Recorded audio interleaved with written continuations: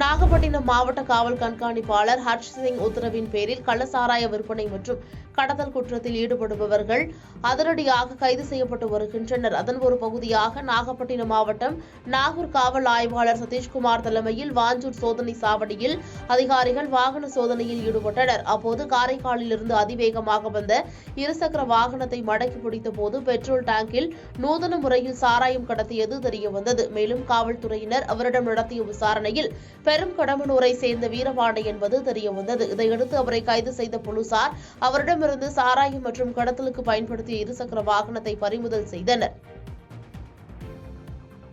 பாதகம் செய்பவரை கண்டால் நாம் பயங்கொள்ளலாகாது பாப்பா, மோதி மிதித்து விடு பாப்பா, அவர் முகத்தில் உமிழ்ந்து விடு பாப்பா.